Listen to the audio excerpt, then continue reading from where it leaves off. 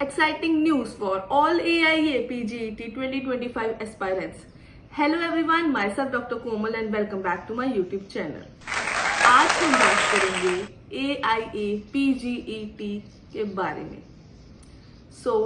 9th मई 2025 को एक notice आया था जिसमें एग्जाम डेट, रजिस्ट्रेशन डेट और इंटर्नशिप के बारे में बोला गया था। जी हाँ, I am talking about AIA PGET exam के बारे में, जिसकी डेट, रजिस्ट्रेशन और इंटर्नशिप कब कंप्लीट होगी, कौन एलिजिबल है, सब कुछ वहां बताया गया था। 9th मई को बताया गया था कि जो एग्जाम होगा वो होगा 4th जुलाई को। 4th जुलाई को AIA PGET 2025 का एग्जाम होगा। उसमें बहुत सारी कंडीशंस थी जो हर साल होती हैं। एक कंडीशन बीच में ये थी कि एलिजिबिलिटी क्राइटेरिया में सिर्फ वो बच्चे ही एलिजिबल होंगे जिनकी इंटर्नशिप 30 जून से पहले खत्म हो रही है। 30 जून से पहले इंटर्नशिप अब बहुत बच्चों की नहीं खत्म हो रही होगी। 2019 बैच के बहुत बच्चे थे जिनकी 30 जून से पहले इंटर्नशिप नहीं खत्म हो रही थी। वहां पर मेंशन था कि no mail will be responded, no letters will be responded, कोई मेल या कुछ भी आएगा उसको रिजेक्ट कर दिया जाएगा। वहां पे बोल्ड ब्लैक लेटर्स में ये चीज मेंशन की गई थी। मैं स्क्रीन पर ऐड कर दूंगी वो वाला नोटिस जहां पे ये मेंशन था। लेकिन बात कुछ ऐसे होती है कि जब बच्चों ने प्रिपरेशन की होती है ना, बहुत सारी तैयारी की होती है, जी जान लगा के एक बच्चा प्रिपरेशन करता है, कुछ फर्स्ट, सेकंड, थर्ड, फोर्थ, कुछ इंटर्नशिप में उस चीज की प्रिपरेशन करते हैं, तो कोई कैसे उस चीज को जाने दे सकता है ना। इट्स सो नॉर्मल कि हर इंसान को होता है कि मेरा जो एक साल है वो खराब ना हो जाए। तो उस एक साल को बचाने के लिए बहुत बच्चों ने स्टिल उनको मेल्स की थी और उनसे बात करने की ट्राई की थी। जो एग्जाम कंडक्ट होना है उसकी एलिजिबिलिटी को चेंज करने के लिए NCISM ने एक रिक्वेस्ट की। उस रिक्वेस्ट का आंसर आया और हम लोगों के फेवर में आया। तो अब जो एग्जाम की एलिजिबिलिटी क्राइटेरिया है for internship 30 June to extend हो गया है 31 जुलाई। एक महीने की जो एक्सटेंशन मिली है BMS के स्टूडेंट्स को, उससे उनको खुद नहीं पता होगा कि कितने सारे स्टूडेंट्स का एक साल बच जाएगा। अगर आपकी कॉलेज में कोई एक्सटेंशन या इंटर्नशिप टाइम पे कंप्लीट हो रही है, अगर आपकी सेल्फ की खुद की कोई गलती नहीं है, तो आपका जो एग्जाम है वो आप दे सकते हो, क्योंकि एक्सटेंशन मिल गई है 1 मंथ की टू 31 जुलाई। मतलब 31 जुलाई से पहले जिसकी कंप्लीशन हो जाएगी वो बच्चा एग्जाम दे देगा। तो आपकी एक साल की तैयारी कहीं नहीं गई, वो रंग लाएगी। If you have worked hard तो आप एग्जाम दोगे and you will clear that. ठीक है, अब हम बात करते हैं एग्जाम के बारे में। Exam pattern, exam date, registration date, उस सब के बारे में तुम्हें बहुत अच्छे से पता होगा, तो उसके बारे में बात करके हम ज्यादा टाइम खराब नहीं करेंगे। हाँ, अगर फिर भी तुमने कुछ ज्यादा उसके बारे में पढ़ना है तो मैं नीचे ना एक लिंक मेंशन कर दूंगी। उस लिंक में ब्रोशर खुलेगा और तुम वहां जाके सारा पढ़ सकते हो। हम उस चीज में टाइम वेस्ट नहीं करेंगे। हम बात करेंगे कि अब जो बच्चे एकदम में एलिजिबल हो गए हैं या फिर जो बच्चे पहले से एलिजिबल थे, वो कैसे अपने स्ट्रेस को दूर करते हुए एग्जाम को दे सकते हैं, कैसे वो बच्चे एग्जाम देंगे और अपना एम प्राप्त करेंगे। How will you achieve your goal, उसके लिए हम कुछ पॉइंट्स कवर करते हैं।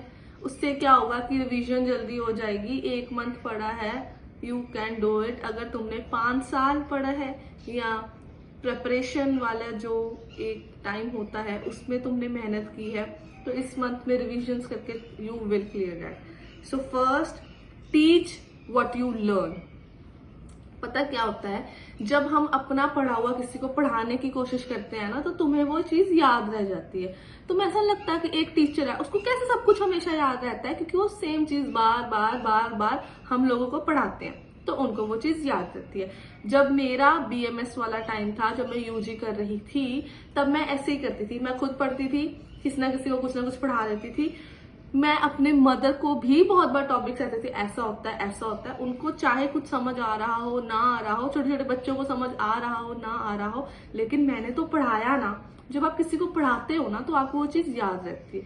तो make a group, have group discussions, एक दूसरे को पढ़ाओ, like teach what you have learned, है ना। तो ऐसे करके तुम्हारा जो तुम्हारी चीजें तुमने याद की हैं वो तुम्हें नहीं भूलेंगी। जैसे फॉर एग्जाम्पल एक दूसरे को क्वेश्चन पूछो कि अर्जुन किस महाकषाय में आता है, तो अगला कोई बोलेगा हृद, तो बोलेगा नहीं हृद में नहीं आता, किस और में आता। वो बोलेगा हाँ उदर्द प्रशमन में आता है, तो यूल से हाँ ये जो ड्रग है वो उसमें आती है। आप मानो ऐसे बोल दो कि भलातकस्ती किस में आती है, तो कोई बोलेगा भलातकस्ती पाचनीय में, तो आप बोलोगे पाचनीय तो है ही नहीं। जब तुम ऐसे बात करोगे एक दूसरे के साथ तो आपको समझ आएगा कि कैसे चीज को ग्रास्प करना है। फिर आप उसको भी याद रहेगा कि पाचनीय महाकषाय मेंशन ही नहीं है चरक में, तो तभी उसको वो चीज याद रहेगी। उसके बाद हम बात करेंगे स्पेस रिपीटिशंस की। अब स्पेस रिपीटिशंस क्या होती है? स्पेस रिपीटिशंस होती है कि एक ही टाइम में सारा सिलेबस रिव्यू नहीं करना होता। जैसे मान लो 5 चैप्टर्स उठे आए, रिव्यू किए, बात की, क्वेश्चन सॉल्व किए एंड यू आर डन। अगले 5 क्वेश्चन चैप्टर्स उठाए, लाइक 6 to 10 उठा लिया, या फिर 1 to 10, 11 to 20 ऐसे चैप्टर्स उठाए, रिवाइज किए, PYQs किए। ऐसे एक ही बार में रिव्यू करके जब एग्जाम देने की ट्राई करोगे ना, तो तुम्हारी ना रिवीजन होगी, ना तुमसे किससे बात हो पाएगी, ना कुछ दिमाग में रिटेन रहेगा। जब भी प्रिपरेशन करनी है, कुछ चीज याद करनी है, तो वो स्पेस रिपीटिशन से करनी होती है हमेशा। थर्ड होता है एक्टिव रिकॉल। अब एक्टिव रिकॉल क्या होता है?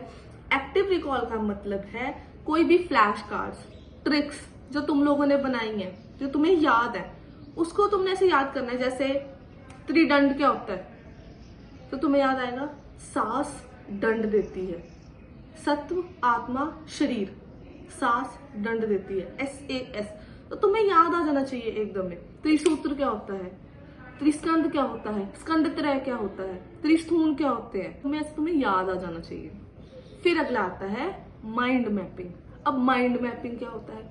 माइंड मैपिंग का मतलब कोई 2 टॉपिक्स या नंबर ऑफ टॉपिक्स को तुम जब लिंक कर पाते हो एक दूसरे के साथ, कि अष्टांग की ऋतुचर्या में क्या है, चरक की ऋतुचर्या में क्या है, सुश्रुत की ऋतुचर्या में क्या है, क्या कनेक्शन है, क्या कनेक्शन नहीं है, वो सब आप करोगे माइंड मैपिंग के साथ। क्योंकि क्वेश्चन जब आते हैं तो वो ऐसे ही आते हैं। क्वेश्चन आ जाएगा कि ये किसने बोला।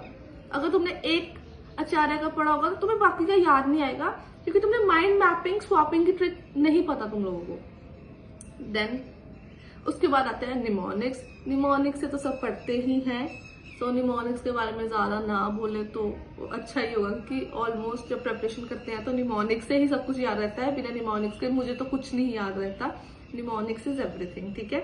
उसके बाद है regular breaks and physical activity, बहुत जरूरी है। बच्चों एक मंथ में, 15 दिन में, 10 दिन में, 5 दिन में, 2 दिन में, 1 दिन में, उसमें भी फिजिकल एक्टिविटी, माइंड रिलैक्सिंग जरूरी है।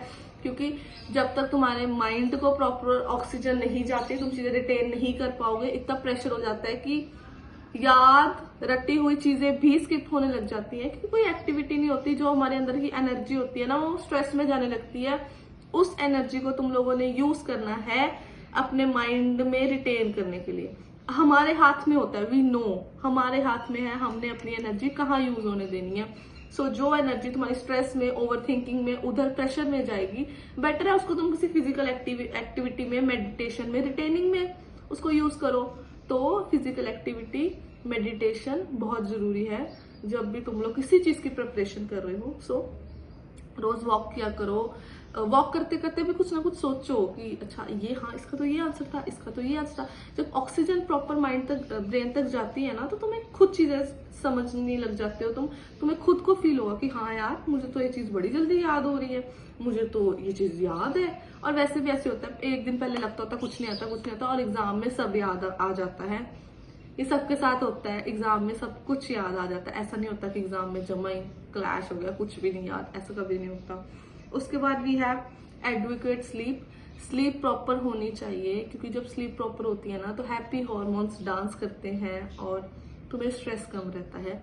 सो स्लीप अब ऑब्वियसली कि एक मंथ पड़ा है, ऐसा 10-10 घंटे सोने का टाइम नहीं होता, लेकिन हाँ you can still sleep for 6 hours, 5 to 6 hours are enough. Last के टाइम में इतना सोते हो तो काफी होता है, लेकिन ये नहीं 1 घंटा 2 घंटा सो रहे हो, उससे नहीं हो पाएगा, माइंड थक जाएगा। और जब तक एग्जाम है तब तक तो माइंड की बस ही हो जाएगी, और एग्जाम वाले दिन वहां बैठ के बस सो, उससे बेटर है कि पहले आराम से 5 से 6 घंटे सो, ताकि जब तुम एग्जाम देने जा रहे हो तुम थोड़ा फ्रेश होके जाओ, ठीक है। Then we have practice and past paper. वो तो सबको ही पता है कि प्रैक्टिस और PYQ जितने सॉल्व करोगे, मॉक टेस्ट जितने दोगे, अब उससे ही तुम्हारा बेड़ा पार होगा। क्वेश्चन रिपीट होते हैं, पहला पॉइंट।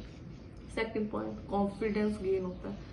थर्ड पॉइंट, सिटिंग बन जाती है, पता होता है कि इतने घंटे इंसान की सिटिंग बनी हुई है कि ये करना है, प्रेशर कम होता है। तो PYQs मुझे लगता है जितने सॉल्व कर सको करने चाहिए। दिमाग में चीजें बैठने लग जाती हैं, गलतियां पता लगने लग जाती हैं। कुछ क्वेश्चन तो ना जो गलत बार, कुछ क्वेश्चन ऐसे होते हैं जो बार बार इंसान गलत करता है, पर वहां पे वो गलत नहीं होते, फिर वहां पे याद रहता है कि ये गलती मैंने वहां की थी, फिर वो गलती दोबारा नहीं करते। उसके बाद है, अब क्लियर गोल सेट करने का तो कोई मतलब ही नहीं है, क्योंकि you have only one goal, 1 month left. तो हम ये बोल सकते हैं कि अब रिवीजन पे फोकस करो। मैं तो यही बोल लूंगी कि जो रह गया है उसको मत उठाओ, समिता जो है उसको रिवाइज करो, प्रीवियस ईयर क्वेश्चन सॉल्व करो, और ग्रुप डिस्कशंस करो। ऐसे टॉपिक कवर कर सकते हो तो ऐसे कर लो, लेकिन उठा के कवर करने का भी कोई मतलब नहीं है।